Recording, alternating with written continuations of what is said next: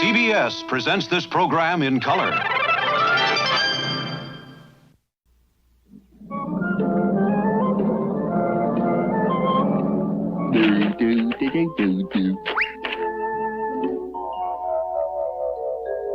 Hey, Wyatt.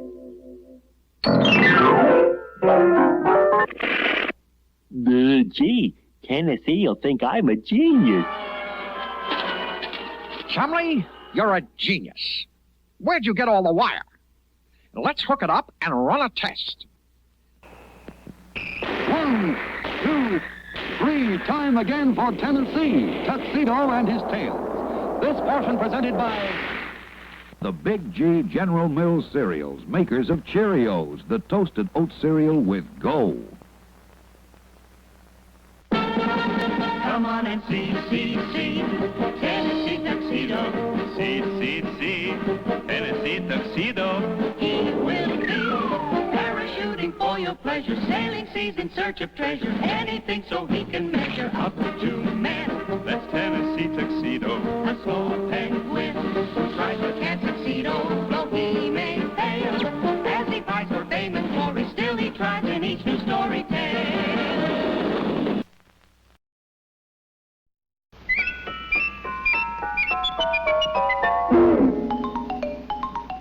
Okay, Stanley. You bet, Stanley. Sure thing, Stanley. Chumley, that was Stanley. He wants to see me right away. Probably got some sort of an important job. Well, what is it, Stanley? Want me to fix the TV? Repair the clock? No, nothing like that, thank goodness. I just want you to tell everybody in the zoo that they're invited to a concert tonight. A concert? Yes, a brand new piano's arriving today, and tonight we're going to have a concert. Ah, and who's going to play the piano? I am. You are. Don't laugh when I sit down to play Tennessee Tuxedo. I've just finished a mail-order concert piano course, so never mind the smart remarks.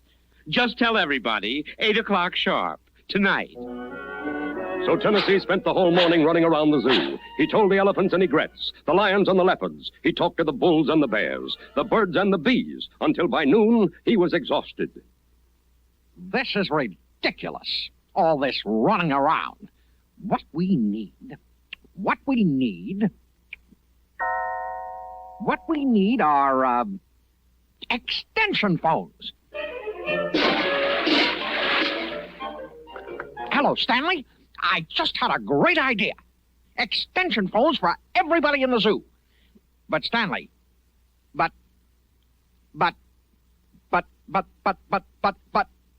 I see. If we want phones, we'll have to build them ourselves. Thanks a lot.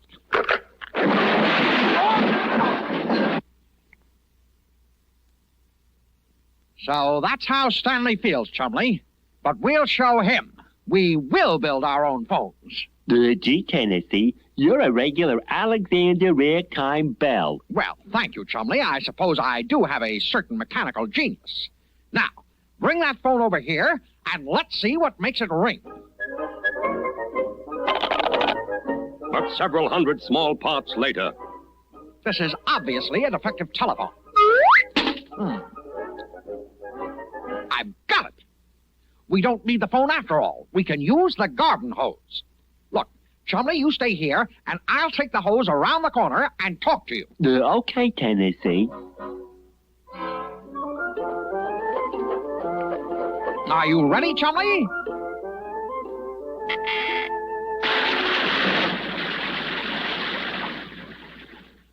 Then here's the message. Tennessee Tuxedo will not...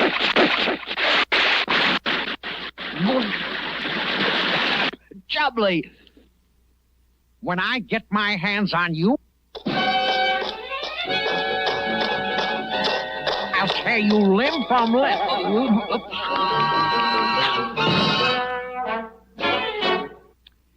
Maybe it's time we got a little assistance. You mean go to see the man with all the answers? Yes, Chumley, Mr. Whoopi. Soon afterward, our friends found themselves in the offices of Phineas J. Whoopi. And you boys want to know how to build a telephone, eh? Well, I'll just connect you with information. A small witticism. Now, where did I put that three-dimensional blackboard? Oh, yes, it's in the closet.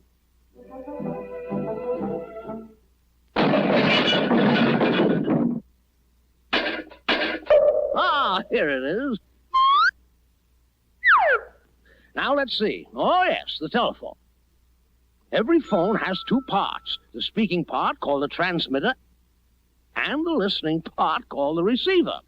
These are connected by wires to another phone, and an electrical current from a battery runs through them. Now, let's take a closer look at the speaking part. Right here is a thin piece of metal called a diaphragm, and behind this diaphragm is a little box containing tiny grains of carbon. The electricity goes through the carbon. Now, when you speak, your voice makes the diaphragm vibrate. When that happens, it presses the carbon particles closer together and regulates the flow of electricity. You see? Oh, yes.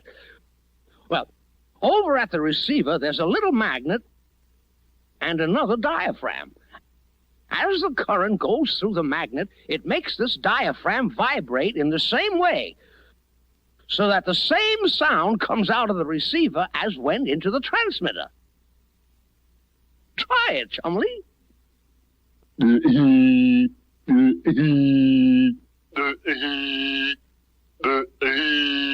That's fine, Mr. Whoopi.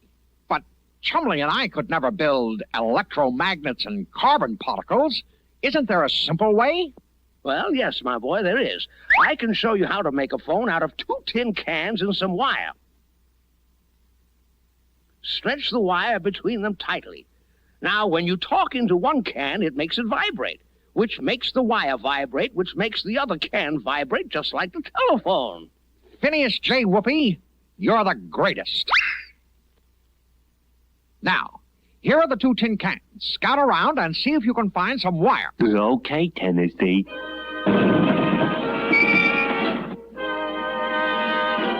Okay, Joe, this is the place. Let's unload the piano.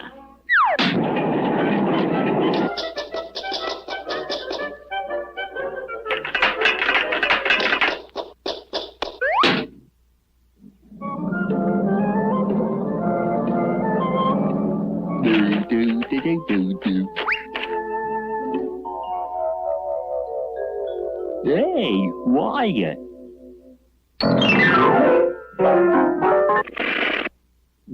Gee, Tennessee will think I'm a genius. Chumley, you're a genius. Where'd you get all the wire? Let's hook it up and run a test. Okay, Chumley, take up the slack. Put it tighter. Tighter. Now. Can you hear me, Chumley? Gee, Tennessee, I hear you fine. Good. Whoops. I told you Tennessee Tuxedo does not fail. If there's one thing I can't stand, it's a butter-fingered walrus. Working very hard, Tennessee and Chumley soon had telephone connections to every animal in the zoo. Hello, Monkey House. Don't forget the concert tonight. Hello, Yak. Don't forget tonight. Stanley's going to play the piano. Yes, it ought to be a riot. That night, all the animals showed up for the concert. All were ready to enjoy themselves except for Chumley, who was beginning to get a little worried. Hey, Tennessee, tell me, how does the piano work? Not now, Chumley. Stanley's about to come out. Do the wires have anything to do with it? Of course. It's the wires that make the music. Tennessee, there's something I gotta tell you. Later, Chumley, later. Here comes Stanley. This is going to be good. Yeah. Thank you, my friends. I know we're all going to find this a most memorable evening. For my first selection, I'm going to play The Lost Chord.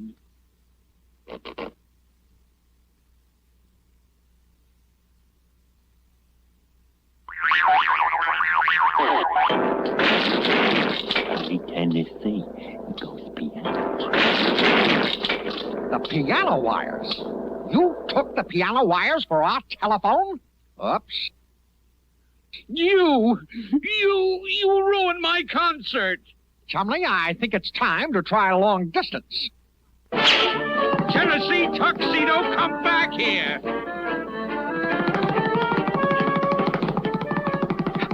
Faster, Chumley. He's gaining on us. Look out, the wires.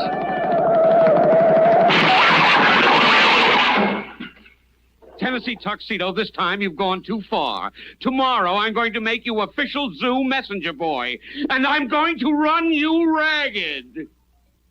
Well, Chumley, what have you got to say for yourself now?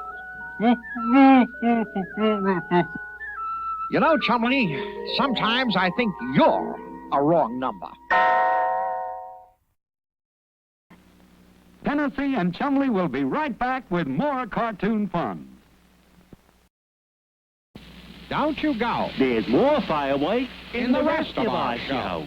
The first half was brought to you by the Big G cereals of General Mills, makers of the Goodness Pack for your choice of goodness.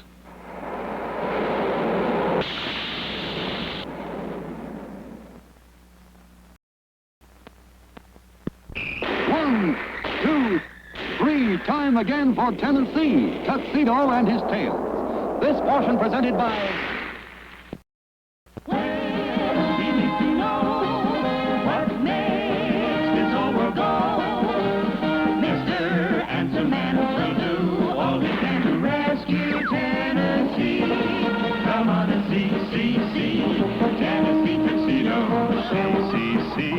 Tennessee Tuxedo, though he may fail, as he fights for fame and glory, still he tries an Eastern story tale. The Tennessee Tuxedo and his tale.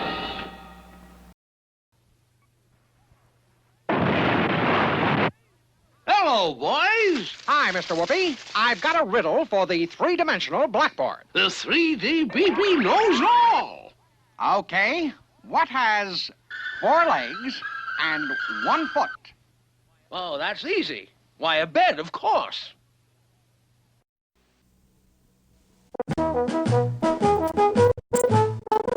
The silence around the famous Breakout prison was suddenly shattered.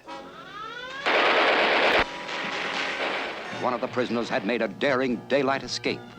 Who was it?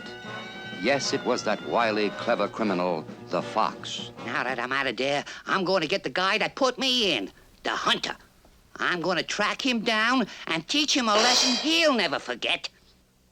Unaware of all this, the hunter and his nephew, Horace, were spending a few days in the hunter's summer cabin. Ah, this is the life, son. Peace and quiet, and even delicious food. Oh, that's soup. I say, that soup is hot. Mine's hot too, Unc. Well, son, why don't we just take us a little walk in the woods while this soup is cooling off? Great idea, Unc. Let's go. And while they were gone, who should find his way to the cabin door but, yes, the Fox. They must have stepped out for a walk. Might as well make myself at home and prepare a little surprise for the hunter. Yes, sir, a walk among the trees is good for the limbs. Yeah, that's a joke, son. Pay attention. What, somebody's been eating my soup. Somebody's been eating my soup too, Unc, and they ate it all up. Well, I better sit in my favorite chair and think this over. Now, according to my precise calculations, somebody's been... look at here. Somebody's been sitting in my chair, and they moved it. And look at mine, Unc. Somebody's been sitting in my chair, and they broke it. Now, don't lose control, son. Somehow this whole bit seems a mite familiar to me. I think, I think there's a surprise waiting upstairs. You mean a little girl with long blonde hair? Oh, you read that book? Well, you wait here. I'll handle it. Now, look at here, little girl. Why, she's not there.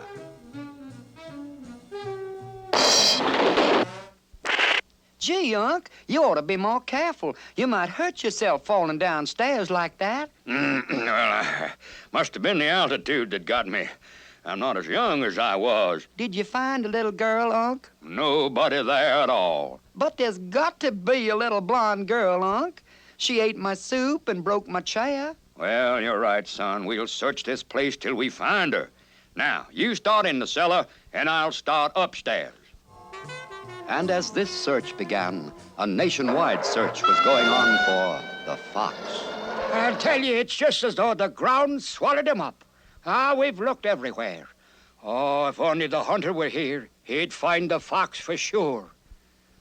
Guess it's no use. I've searched every spot. The hunter never overlooks a thing. And there's nobody here, Horrors. Horrors, there's nobody here but us. Gee, Unc, you nearly squashed me flat. And look at there. Somebody's moved the stairs. Why, it's like there was ghosts here, Unc. I'm scared. Well, ghosts? Yeah. Why, you ought to be ashamed of yourself, son. There's no such thing as ghosts. Us grown-ups know that. Yow! A ghost! Run for your life! Head for the hill!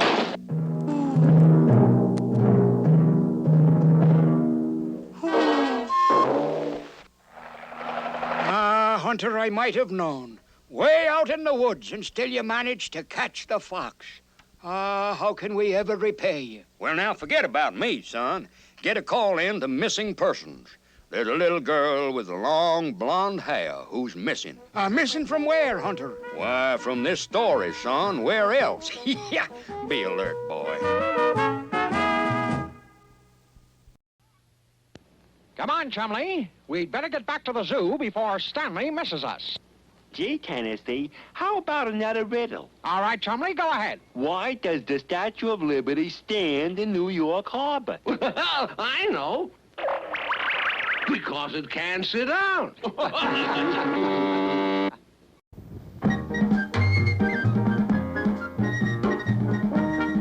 In our last episode, King Leonardo had been listening to his favorite piece of music when Odie Coloni burst into the room. Listen to that music. It makes me feel full of vim, vigor, and vitality. Well, what is it, Odie? What is it? Trouble, sire. Trouble was right. Biggie Rat and Itchy Brother were claiming that the king was soft, flabby, and out of condition, and unfit to be king. In the U.S. of A., all the big shots are taking 50-mile hikes to keep in shape, say.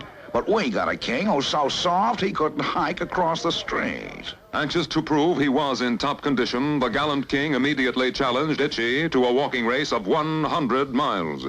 Biggie and Itchy accepted the challenge and obtained from Professor Messer a pair of 7 leak boots with springs in the heels. Mass, with those boots, we can't lose. As our episode opens, the race is about to begin, and Odie Coloni, faithful servant of the king, is showing the 2 contestants the map of the race. Then up through the Sierra Bongo Mountains, down into the Bongo Badlands, and then a straight 10-mile sprint to the finish line.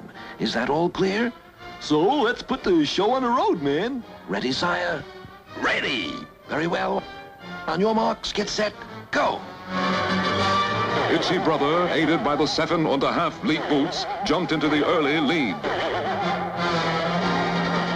But the king moved right ahead with the tireless pace of the experienced walker. I might have known it. We've been tricked. You've been outsmarted, Coloni. Kingsley doesn't stand a chance. You foul player. But justice will triumph. Slow and steady wins the race. Slow and steady is for suckers, pal. Cheating is what wins, see? But out on the trail, the cheater was already heading for trouble. Yeah, let's all sing like the birds sing a tweet, tweet. But the more Itchy struggled, the more he got tangled in the wires. And while he was struggling, slow and steady Leonardo walked briskly into the lead. Pulling out his walkie-talkie, Itchy informed Biggie of his predicament. You tangle-headed booby. Get yourself out of there. Meanwhile, I'll take care of Kingsley. And taking a shortcut to get ahead of the king, Biggie placed a cleverly disguised treadmill in the center of the road. What an odd place for a bridge. Confound it. This is longer than I thought. Can't seem to reach the end of it. And soon Itchy came bounding by and got far, far ahead. It looked hopeless for King Leonardo. Until, pounding through the snows of the Sierra Bongo Mountain, Itchy got his springs wet, and soon they rusted.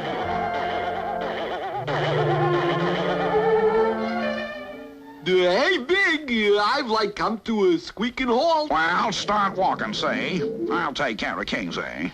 And so he did. The king, bruised and battered, tired to the point of exhaustion, was plodding gamely through a mountain pass when...